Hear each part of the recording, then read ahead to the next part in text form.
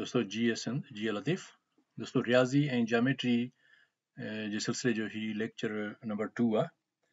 पहिरें लेक्चर में असां रियाज़ी जी वस्फ़ खे वाज़े कयोसीं त रियाज़ी छा खे चइबो आहे ऐं गॾोगॾु असां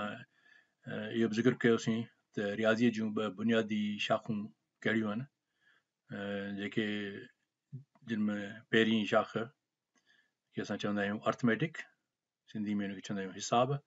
ऐं ॿी शाख़ हुनजी आहे अलजब्रा। हाणे इन्हनि ॿिनि शाख़ुनि मां असां कल्ह पहिरीं शाख़ यानी अर्थमेटिक जी वस्फ़ खे बयानु कयोसीं त अर्थमेटिक असां छा खे चवंदा आहियूं। सो अॼु असां फोकस कंदासीं अलजब्रा ते, त अलजब्रा छा खे चइबो आहे ऐं अलजब्रा ते इहो नालो कीअं पियो। पर हिन खां अॻु चंद अहम नुक़्तनि जी वज़ाहत कंदुसि त जीअं असांखे अलजब्रा जी वस्फ़ खे सम्झण में सवलाई थिए।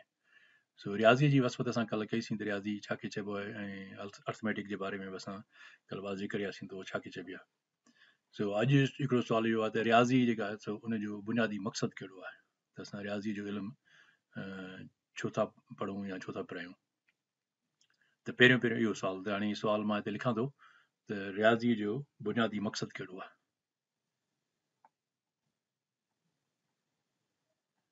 रियाज़ी जो बुनियादी मक़सदु कहिड़ो आहे, यानी रियाज़ी पोइ छो था असां पढ़ूं, उन मां असांखे कहिड़ो फ़ाइदो आहे। सो उनजो जवाबु इहो आहे त रियाज़ी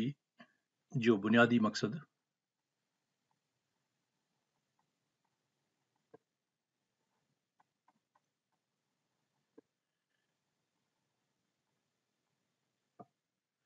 नामालूम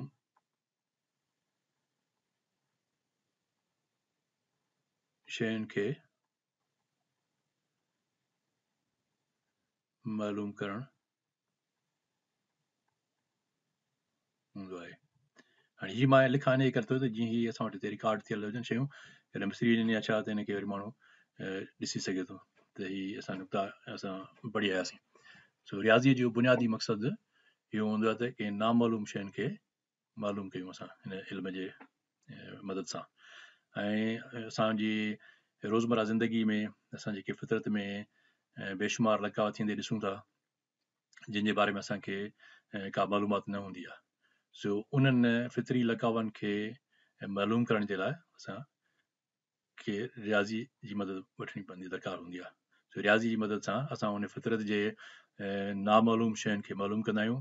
ऐं पोइ उन्हनि खे असां ज़ाहिर कंदा आहियूं रियाज़ीअ जी मसावातुनि जे ज़रिए। ऐं रियाज़ीअ जी मसावातुनि जे ज़रिए जॾहिं फितरी लकावनि खे असां ज़ाहिर कयोसीं त उहे रियाज़ीअ जूं मसावातूं असल में फितरत जे उसूलनि खे ज़ाहिर कंदियूं आहिनि। सो इन मां हाणे तव्हांखे इहो अंदाज़ो थी वियो हूंदो त रियाज़ीअ जी केॾी वॾी अहमियत आहे, त रियाज़ी फितरत जे उसूलनि खे ज़ाहिर करण जो इल्मु आहे। सो इहो मां हिते लिखां थो त रियाज़ी जी मदद सां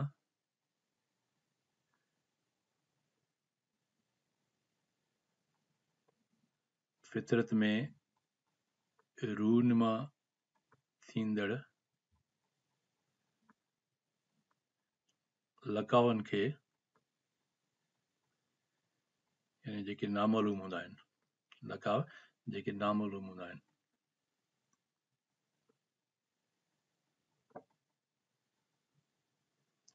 लकावनि खे मसावातुनि जे ज़रिए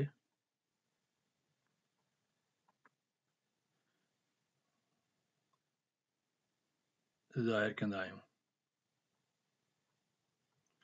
इहे मसावातूं, रियाज़ी जूं इहे मसावातूं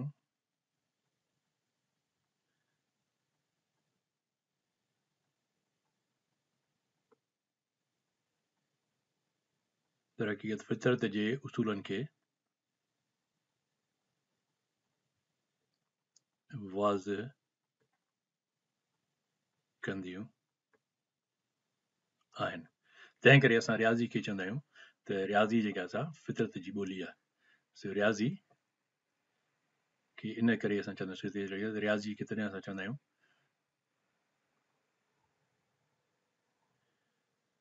हिते लिखां थो इहो ई सबबु आहे जो असां रियाज़ी खे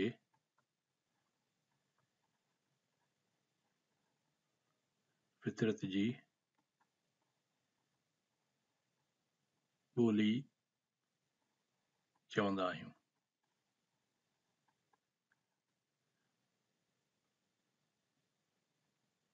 यानी mathematics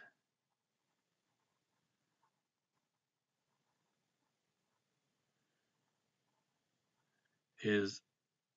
the language of nature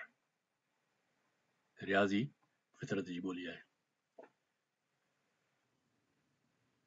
ऐं ॿियो नुक़्तो जेको वाज़िह करणु पियो चाहियां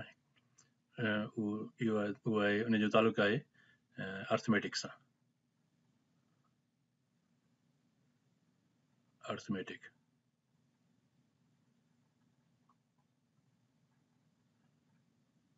यानी हिसाब हिन ॿिए नुक़्ते जो तालुक़ु आहे हिन हिसाबनि सां त हाणे हिनजी असां वसफ़त कल्ह करे आयासीं त हिसाब सां अर्थमेटिक छा खे चवंदा आहियूं जंहिंमें जोड़ कट वंड ज़रब कंदा आहियूं सो हिते अॼु हिकु ॿ मिसाल थो ॾियां हिन जो त अर्थमेटिक में ईअं थींदो आहे जो असां फ़र्ज़ु कयो त असां मूं वटि हिकिड़ी थैली में मूं वटि हिते फ़र्ज़ु कयो 5 चॉकलेट आहिनि ऐं ॿी मूं वटि थैली आहे ऐं फ़र्ज़ु कयो त मूं वटि हिकिड़ो बैग आहे बैग नंबर 1 उन में पहिरीं बैग में मूं वटि 5 चॉकलेट आहिनि ऐं मूं वटि हिकिड़ी ॿी बैग आहे बैग नंबर 2 ऐं उन में मूं वटि 5 चॉकलेट आहिनि त हाणे मां जेकॾहिं मालूम करणु चाहियां त हिननि ॿिन्ही बैग्स में मूं वटि कुल घणा चॉकलेट आहिनि त असां छा कंदासीं असां मूंखे हिननि खे ज़रब करणो पवंदो इहो जोड़ करणो पवंदो हिन 5 खे 5 सां मां जोड़ कंदुसि त पोइ हिते जेके मूं वटि कुल घणा चॉकलेट आहिनि त हिन जे बारे में मूंखे मालूम थी वेंदो त हाणे हीअ आहे नामालूम यानी नामालूम खे असां मालूम था करणु चाहियूं त मूं वटि कुल केतिरा आहिनि कुल चॉकलेट केतिरा आहिनि सो हिनखे मां लिखां थो त 5 चॉकलेट्स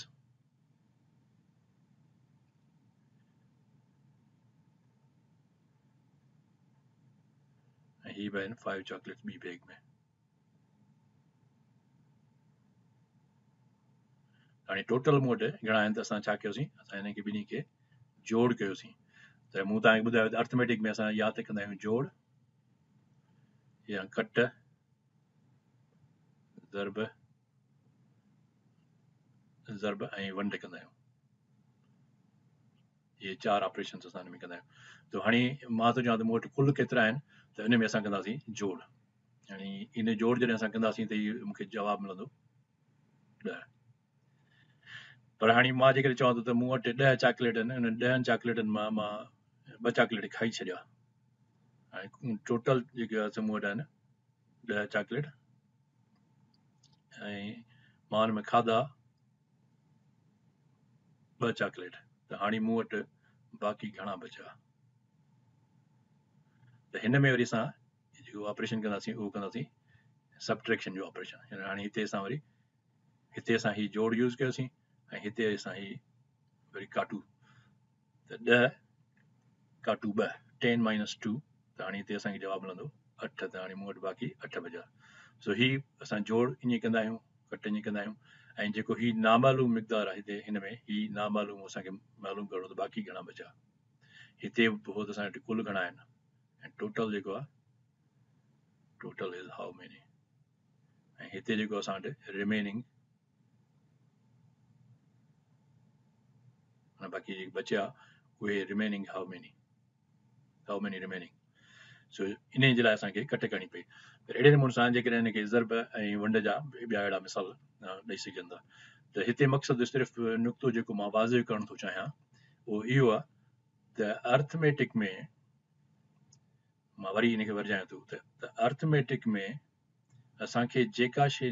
मालूम करणी हूंदी आहे या जेको नामालूम आहे असां वटि अर्थमेटिक में उहो नामालूम शइ जेका हूंदी आहे उहा ख़ुदि जवाबु बि नामालूम हूंदो आहे ही असल में जवाब आयो न आख़िर में मूंखे बाक़ी हिते टोटल 10 हिते मूं वटि बाक़ी 8 बचा त अर्थमेटिक में हिसाबनि में जेको नामालूम मिक़दार हूंदो आहे या नामालूम क्वांटिटी जेका हूंदी आहे उहा नामालूम क्वांटिटी ख़ुदि उन जो जवाबु हूंदो आहे ऐं जेके शयूं असां जोड़ या असां ही कट कयूं था इन में ही शयूं असांखे ही शयूं जेके आहिनि ही हिकिड़ो ही मिक़दार ॿियो ही या ही इहे ॿई मुक़ररु थियल आहिनि इहे ॿई ही या ही इहे सभु जेके आहिनि इहे चारि ही जेके शयूं जिन मां असां मालूम था करणु चाहियूं जेको असांखे नामालूम आहे उन नामालूम ही ॿ इहे असांजा नामालूम आहिनि ऐं ही जेके आहिनि इहे असांखे मालूम आहिनि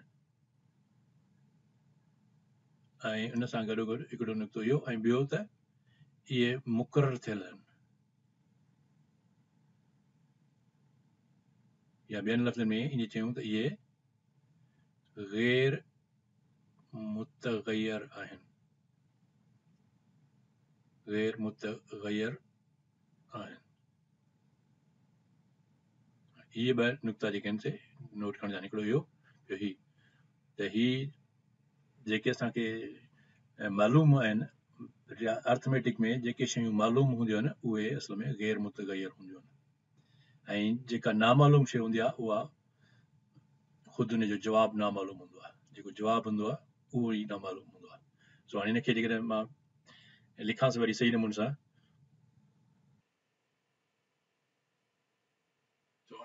हिननि टिनि अहम नुक़्तनि खे जिन खे वाज़े करणु पिए चाहियो त हुननि मां पहिरियों मां हिनखे वराए थो लिखां त हाणे पहिरियों नुक़्तो इहो त रियाज़ी जो बुनियादी मक़सदु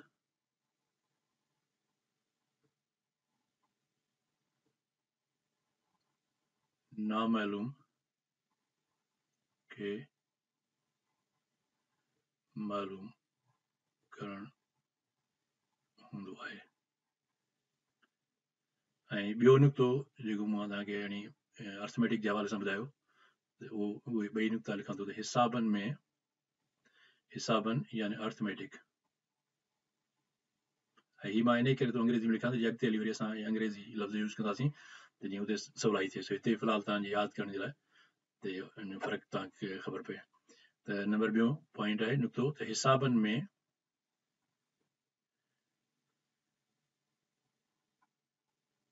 नामालूम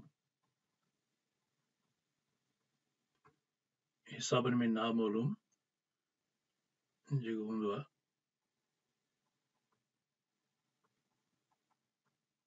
उहो असल में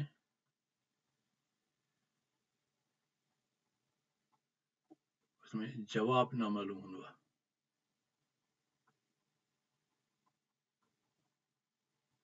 ऐं हिनखे अंग्रेज़ी में था लिखूंसि त in arithmetic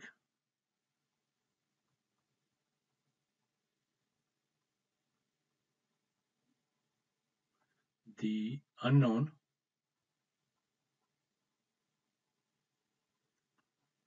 is the result itself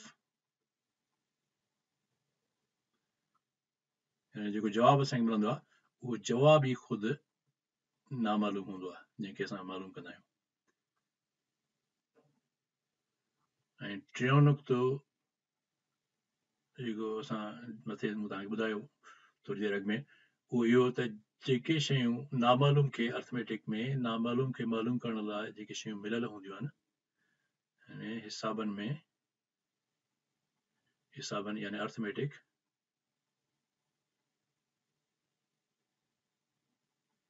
में नामालूम खे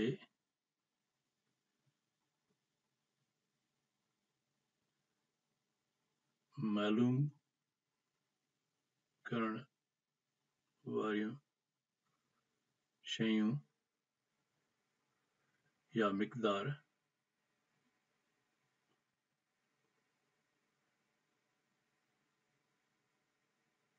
मुकर्रर थियल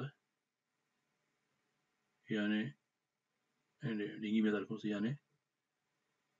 गैर मुतगैर यानी कि अंग्रेजी में जब आए गैर मुतगैर यानी जेके तब्दील न थियन गैर मुतगैर हूंदा आहिनि यानी उन्हनि में का तब्दीली न ईंदी आहे उहे फिक्स हूंदा आहिनि so they are fixed गैर मुतगैर means fixed तब्दील कोन था थियनि they are fixed so इहे टे अहम नुक़्ता आहिनि जेके तव्हां ज़हन नशीन कयो त जीअं असांखे वरी अॻिते सम्झ में अचे त अलजेब्रा छा हूंदी आहे सो रियाज़ी जो बुनियादी मक़सदु आहे नामालूम खे मालूम करणु ऐं हिसाबनि यानी अर्थमेटिक में जेको नामालूम हूंदो आहे उहो असल में जवाबी नामालूम हूंदो आहे जंहिंखे असां मालूम कंदा आहियूं ऐं टियों इन अर्थमेटिक में इन नामालूम खे यानी ॿियनि लफ़्ज़नि में जवाब खे मालूम करण लाइ जेके मिक़दार मुक़ररु थियल हूंदा आहिनि उहे मुक़ररु थियल हूंदा आहिनि उहे गैर मुतगैर हूंदा आहिनि यानी फिक्स्ड हूंदा आहिनि उहे तब्दील न थींदा आहिनि सो इहे टे नुक़्ता तव्हां ज़हन में रखो त हाणे असां तव्हांखे ॿुधाईंदुसि त अलजेब्रा छाखे चवंदा आहिनि ऐं अलजेब्रा जेको आहे उनजी वजूद किथां पियो या उनखे कंहिं ईजाद कयो सो हाणे चवंदा अलजेब्रा थिए त अलजेब्रा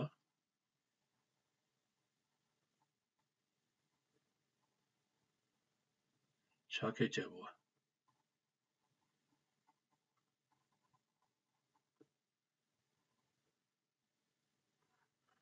त जीअं असां पहिरें लेक्चर में पढ़ियासीं त अलजेब्रा रियाज़ी जी हिकु ब्रांच आहे या हिकु शाख आहे असां लिखंदासीं त अलजेब्रा रियाज़ी जी ॿिनि बुनियादी शाखुनि मां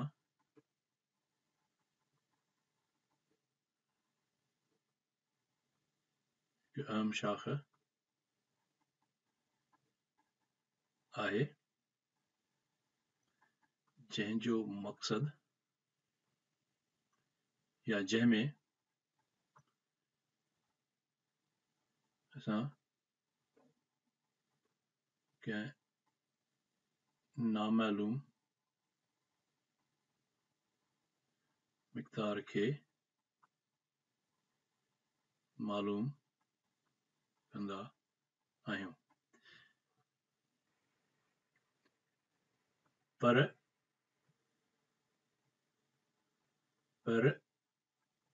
जंहिं नामालूम खे मालूम कंदा आहियूं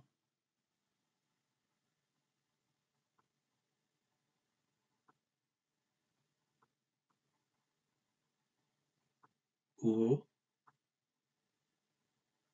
मुतगैर हूंदो आहे हाणे हिते अव्हांखे इहा थोरी पॉइंट नुक़्तो वाज़े थी वेंदो त अलजेब्रा में बि असां नामालूम खे ई मालूम कंदा आहियूं जहिड़े नमूने सां अर्थमेटिक में बि असां नामालूम खे ई मालूम कंदा आहियूं पर अलजेब्रा में ऐं अर्थमेटिक में फ़र्क़ु इहो तव्हांखे हाणे नज़र आयो हूंदो त अलजेब्रा में जंहिं नामालूम खे मालूम कंदा आहियूं उहो मुतगैर हूंदो आहे यानी तब्दील थींदड़ हूंदो आहे मीन्स वेरिएबल हूंदो उनखे अंग्रेज़ी में चइबो आहे वेरिएबल माना उहा शइ जेका वेरी थिए समथिंग दैट वेरीज़ उनखे चइबो आहे मुतगैर यानी तब्दील थींदड़ something that changes something that something is for some th means thing so something that changes and इहो फ़र्क़ु आहे अर्थमेटिक जो ऐं अलजेब्रा जो त असां इन में उन्हनि शयुनि खे मालूम कंदा आहियूं जेके तब्दील थींदड़ हूंदियूं आहिनि हाणे इन जो हाणे मिसाल थो ॾियां जीअं मूं तव्हांखे हुते मिसाल ॾिनो टाफियुनि जो त 5 टाफियूं हिकिड़ी बैग में आहिनि ऐं ॿी पैकेट में 5 टाफियूं आहिनि त मूं वटि कुल केतिरियूं थियूं त हाणे हिते तव्हांखे वरी मिसाल मां जॾहिं ॾींदुसि अलजेब्रा जो त तव्हांखे अञा वधीक नुक़्तो क्लियर थींदो हिकिड़े पासे उहो साॻियो मिसाल असां रखंदासीं अर्थमेटिक जो ऐं ॿिए पासे अलजेब्रा जो त तव्हांखे ॿिन्ही में जीअं थोरो फ़र्क़ु वाज़े थींदो पोइ वरी आउं तव्हांखे ॿुधायां थो त इन ते इहो नालो कीअं पियो सो मां हिनखे मिटायांसि थो हाणे हिते लिखूं था मालूम खे नामालूम खे मालूम करण जा मिसाल नामालूम खे मालूम करण जा मिसाल हाणे हिकिड़े पासे ते असां लिखूं था अर्थमेटिक,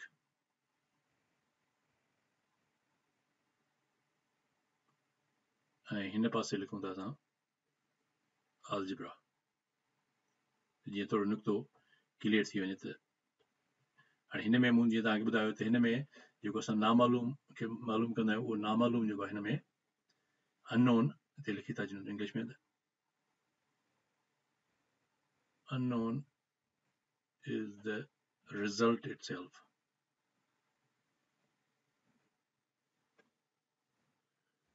ऐं हिन में वरी unknown जेको हूंदो आहे अलजेब्रा में, unknown is a variable.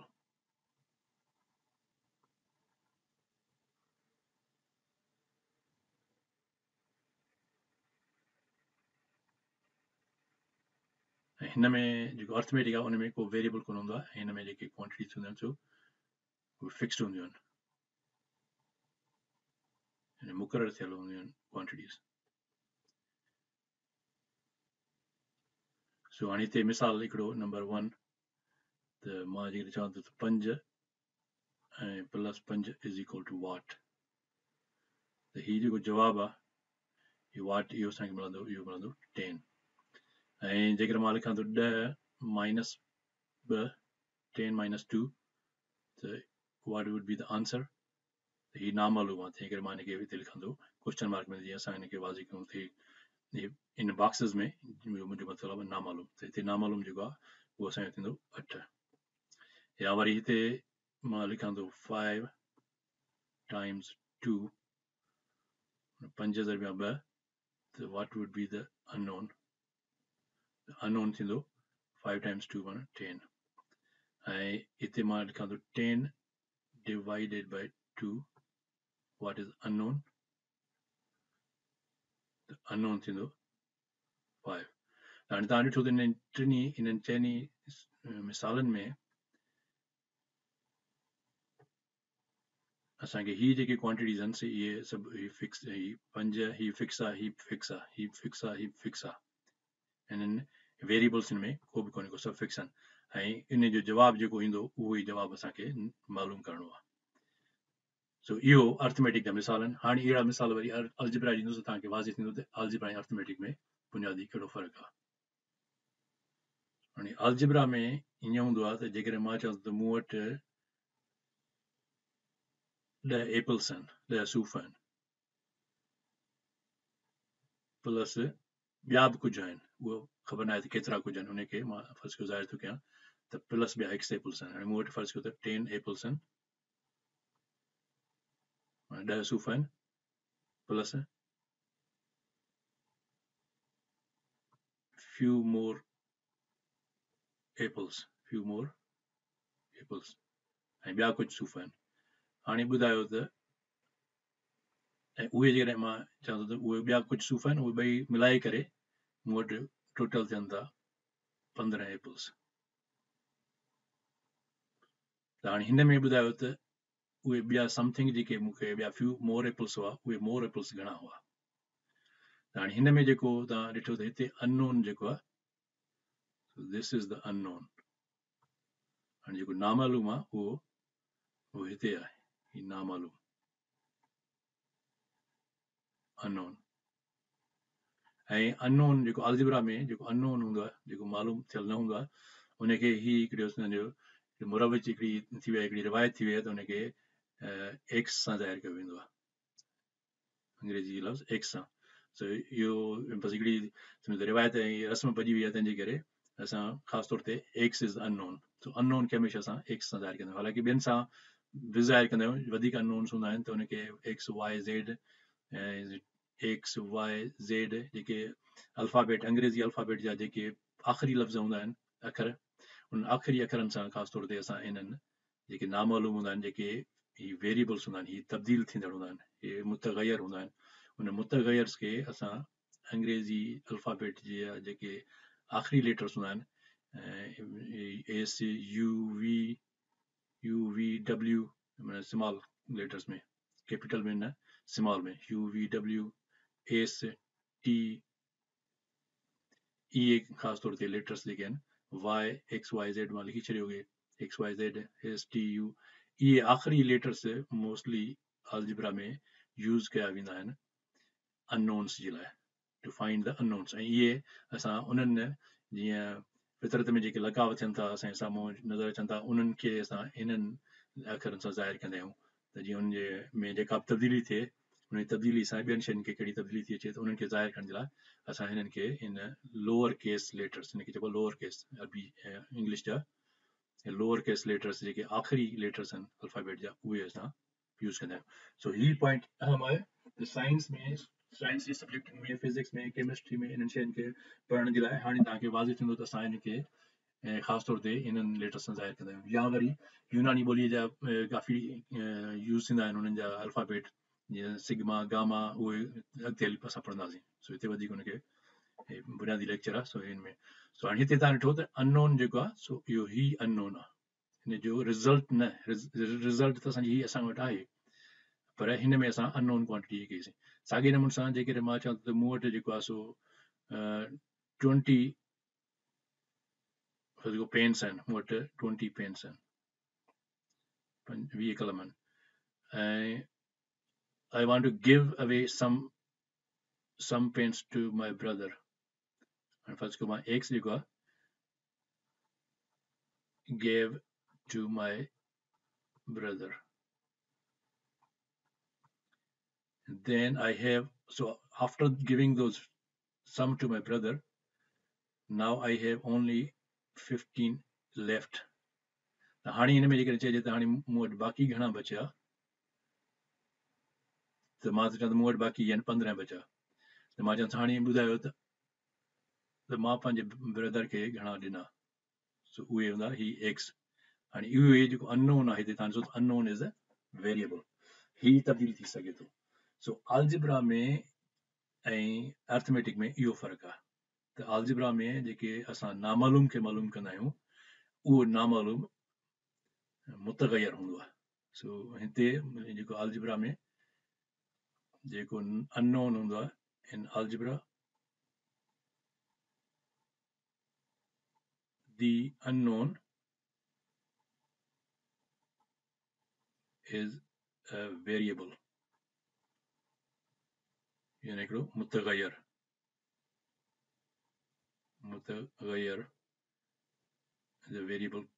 is a variable या मुतग़यर क्वांटिटी सो इहो तव्हांखे मालूम करण जी ज़रूरत आहे त ही तव्हां ज़हन नशीन कयो त अलजिब्रा में जेको असां नामालूम खे मालूम कंदा आहियूं उहो नामालूम तब्दील थींदो रहंदो आहे उन तब्दील थींदड़ शइ खे असां XYZ UVWST इन्हनि लेटर्स सां ज़ाहिर कंदा आहियूं आमतौर ते सो इहो फ़र्क़ु अर्थमेटिक जो ऐं अलजिब्रा जो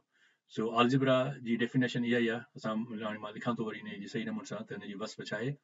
ऐं पोइ वरी मां तव्हांखे हुन जी हिस्ट्री थो ॿुधायां त अलजिब्रा ते इहो नालो कीअं पियो अलजिब्रा जो मौजूदु तारीख़ी किताबनि में तव्हांखे मिलंदो त अलजिब्रा जो ईजाद कंदड़ हो मुहम्मद इब्न मूसा अल ख्वारिज़मी ऐं मुहम्मद इब्न मूसा ही फारसी माहिर फ़ल्कियात ऐं रियाज़ीदान हो जंहिं हिकिड़ो किताबु लिखियो इन अलजिब्रा ते उन जो नालो किताब जो अल जबर वल मुक़ाबला अल जबर वल मुक़ाबला हिन इहो रियाज़ी ते हिकिड़ो वॾो तफ़सीली किताबु लिखियो ऐं हिन जी पैदाइश ईस्वी साल मुताबिक़ संदसि पैदाइश 780 में थी हुई ऐं संदसि वफ़ात 850 में थी हुई ऐं हिन इहो किताबु लिखियो अलजिब्रा ते अल जबर वल मुक़ाबला जे नाले सां जंहिंमें हिन तफ़सीली तरीक़ेकार ॿुधायो के नामालूम मिक़दारनि खे जेके तब्दील थींदड़ मिक़दार आहिनि उन्हनि खे मालूम करण जो हिन पंहिंजे हिन किताब में कई मिसाल ॾेई ऐं उन्हनि सां हिन उहो सम्झायो तरीक़ेकार ऐं उन खां पोइ तक़रीबन 600-700 साल पोइ 15वीं सदी ईस्वी में जॾहिं अरबन वटां इल्मु वरी पोइ यूरोप में वियो स्पेन खां त उते ही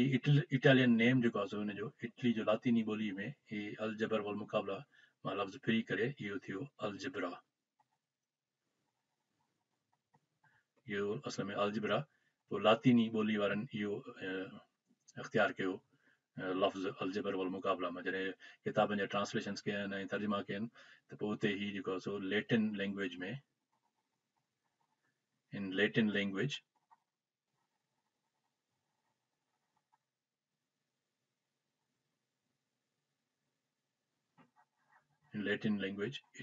it became अलजबरा ऐं पोइ इहो जेको आहे हुनजो नालो पइजी वियो अलजबरा पर हाणे हिन अलजबर वल मुक़ाबला में ही अलजबर जेको लफ़्ज़ आहे सो हिनखे पढ़ूं त अलजबर निकितल आहे जबर मां ऐं जबर जी तव्हांखे ख़बर आहे त जबर माना कीअं था ॾाढे ई करणु पर हिते ॾाढा ई अंगनि सां थी कजे त अंगनि खे हेॾे होॾे फेराइणु पंहिंजी मर्ज़ी सां कट करणु वंडणु ज़रबणु त अॻिते पोइते करणु त उनखे चइबो आहे जबर हाणे हिनखे जबर खे असां अंग्रेज़ी में चवंदा आहियूं टू मैनिपुलेट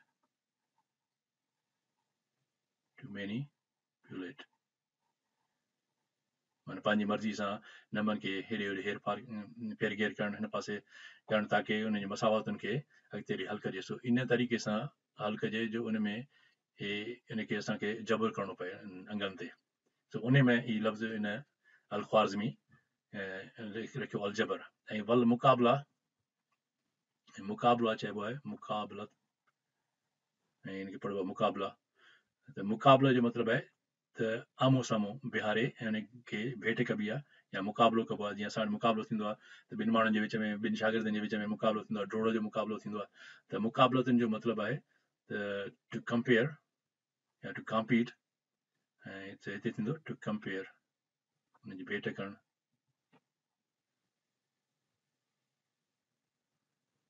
सो हिसाबनि में जेका भेट कबी आहे या हुनखे मुक़ाबिलो कबो आहे उन में हूंदी आहे बराबरि जी निशानी त माना कंहिं शइ ॿिए शइ जे बराबरि हुजे हिकिड़ी शइ जेकॾहिं इन पासे एक्स आहे त ॿिए पासे वाय आहे त हुनखे हिन ॿिन्ही जो हिनखे असां चवंदासीं मुक़ाबिलो सो ॿियनि लफ़्ज़नि में बराबरि जो मतिलबु आहे हिन भेट कंदासीं भेट करे पोइ ॾिसंदासीं हिन में कहिड़ियूं शयूं हुजनि या हिन में कहिड़ियूं शयूं हुजनि त हिन ॿिन्ही ॿई शयूं ॿई पासा बराबरि थियनि त हिन बराबरि खे असां चवंदा आहियूं बैलेंस ऐं बराबरि खे असां अंग्रेज़ी में चवंदा आहियूं बैलेंस ऐं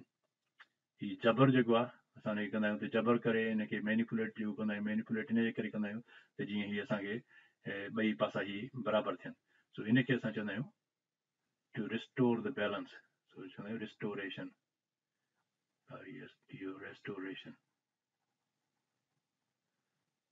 हिनखे चवंदा आहियूं असां रेस्टोरेशन जबर खे ऐं हीअ जेको मुक़ाबिलो आहे हिन मुक़ाबले खे मुक़ाबलतुनि खे असां चवंदा आहियूं बैलेंस सो ॿियनि लफ़्ज़नि में अलजबरा ऐं वल मुक़ाबला इन जो माना थींदी इन अलजबर वल मुक़ाबला ऐं इन जी माना थींदी वञी अंग्रेज़ी में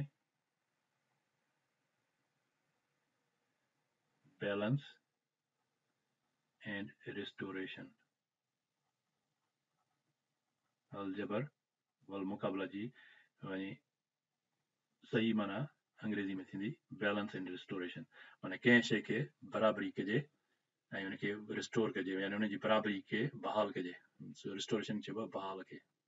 बहाल करणु ऐं बैलेंस माना मीज़ान या बराबरी खे बहाल करणु सो हाणे इहा आहे असल में हुनजी अलजबरा वल मुक़ाबला जो तत्व हिन जो आख़िरी जेको आहे सो ईअं सम्झो त इन जो जेको मीनिंग आहे हिन जो मतिलबु आहे उहो इहो आहे त अलजबरा असल में चइबो आहे to maintain or to restore the balance to restore balance so इहा आहे हिन जी अलजबरा जी माना ऐं हिनजी इहा थोरी हिस्ट्री त इहा अलजबरा किथां आई पर हाणे सुवाल थिए त छा अल ख्वारज़मी खां पहिरीं इहे त नामालूम त मालूम पहिरीं कंदा यूनान में या ॿियूं वॾियूं तहज़ीबूं थियूं ऐं हुते जेके इहे वॾा ठाहियूं तहज़ीबूं इमारतूं रोम में बाबल में त ज़रिए उन्हनि ते कैलकुलेशन्स कयूं उन्हनि बि मालूम कया हूंदा न पोइ उन में जेको आहे हिन जो कहिड़ो किरदारु आहे पर हाणे इन में जेको आहे सो हिन जो वॾे में वॾो कंट्रीब्यूशन मोहम्मद इब्न मूसा अल ख्वारज़मी जो वॾे में वॾो मैथमेटिक्स में कंट्रीब्यूशन इहो आहे त हिन ही अलजबरा जेको तरीक़ो ॾिनो इहो हिकिड़ो सिस्टमेटिक तरीक़ो ॾिनो इन खां अॻु में अहिड़ो सिस्टमेटिक तरीक़ो कोन हो नामालूम खे मालूम करण जो So इनखे मां entrance the greatest contribution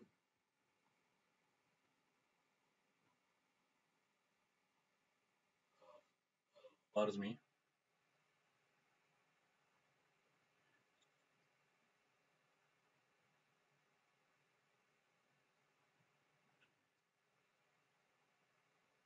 in mathematics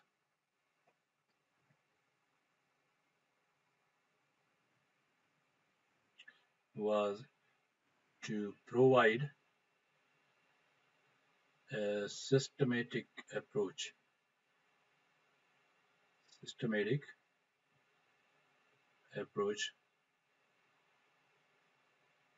to find the unknown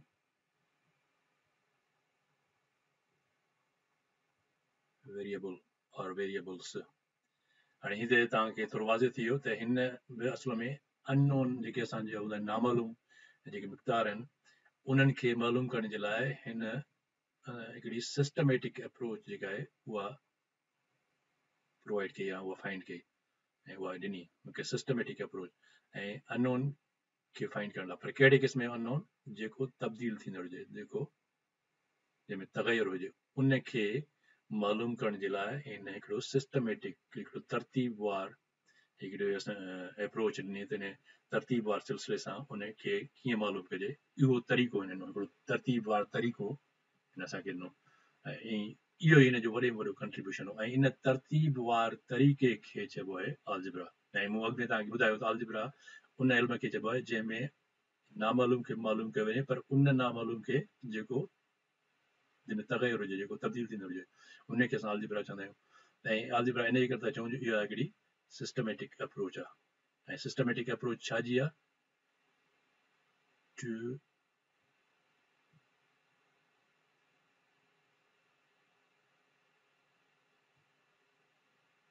restore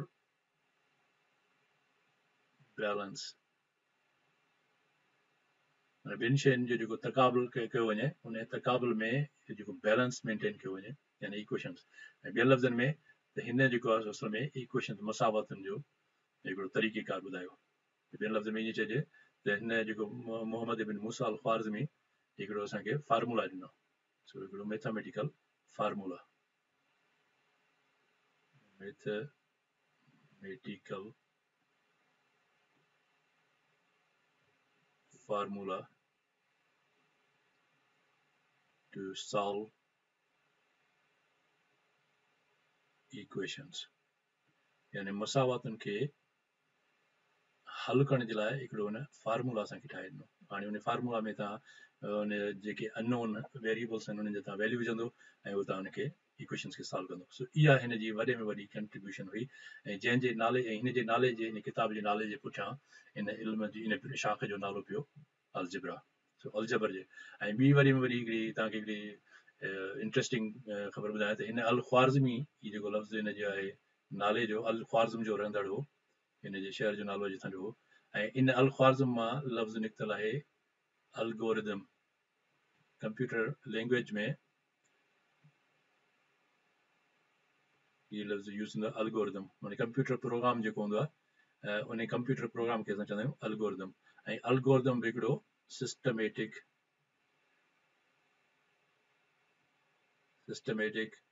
and sequential instructions, systematic and sequential systematic and sequential instructions इनके चइबो आहे algorithm। इन तरीक़े खे systematic and sequential instructions इनके चइबो आहे algorithm। ऐं कंप्यूटर जा जेके प्रोग्राम हूंदा आहिनि उहे हिकु प्रॉपर सीक्वेंस में हिकिड़े प्रॉपर तरीक़े में हूंदा आहिनि ऐं उनखे तॾहिं असां कंप्यूटर प्रोग्राम खे चवंदा आहियूं algorithm। त उन algorithm में इहो algorithm लफ़्ज़ अल ख्वारिज़मी जो जी बिगड़ियल सूरत आहे। तो इहो हिन मां निकितल आहे, इहे हिन जी कंट्रीब्यूशन आहे। ऐं हीअ जेको तस्वीर में तव्हां फोटो ॾिसो था, हीअ फोटो अल ख्वारिज़मी जो हीअ टिकली आहे जेका हिन खे जे शान में रूस जी हुकूमत गवर्नमेंट ही शाया कई अल ख्वारिज़मी खे जे ख़राज तहसीन पेश करण जे लाइ हे रशिया जी गवर्नमेंट हे अल-ख्वारिज़मी जी हिकिड़ी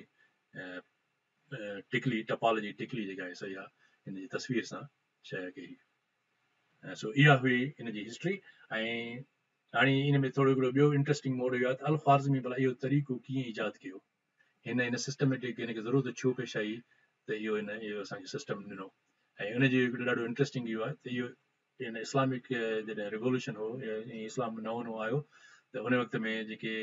मुआशिरे खे दरपेश मसइला हुआ, जीअं मूं तव्हांखे ॿुधायो त मैथमेटिक्स जो कमु इहो आहे त जेके मसइला हुजनि उन्हनि मसइलनि जो हल हुन में असां इक्वेशन जे ज़रिए कंदा आहियूं। सो उन वक़्तु जेका ज़रूरत हुई ॾाज जी ऐं साईं मुंहिंजा शादी में जेको मोहर जी हूंदी आहे, विरासत जो जेको हूंदा आहिनि मसइला, त उन्हनि जे लाइ हिनखे हिकिड़ो ज़रूरत पई जेके वॾा वॾा हुते हुआ उलमा ऐं इहे त उनखे दरपेश थियो त हिन इस्लामी तरीक़े सां विरासत ऐं वंड कीअं कजे, त उनजे लाइ हिकिड़ो अहिड़ो तरीक़ो हुजे जेको सवलाईअ सां इहे हिसाफ़तियूं ख़ानदान में विराइजनि, क़रीबनि में विराइजनि, जेकॾहिं को फोती आहे त उनजे सो उतां हिन जो जेको आहे सो सिस्टम जेको आहे सिस्टमेटिक अप्रोच उन्हनि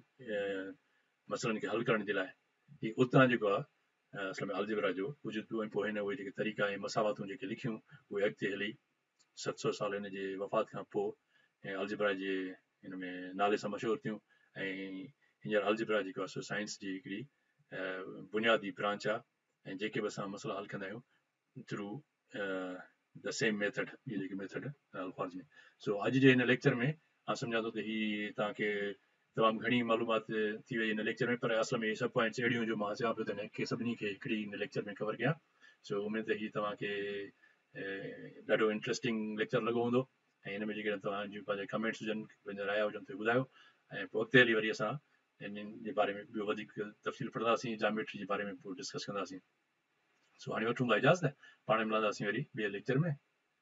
ऐं तेसिताईं जी एस एन जी लतीफ़।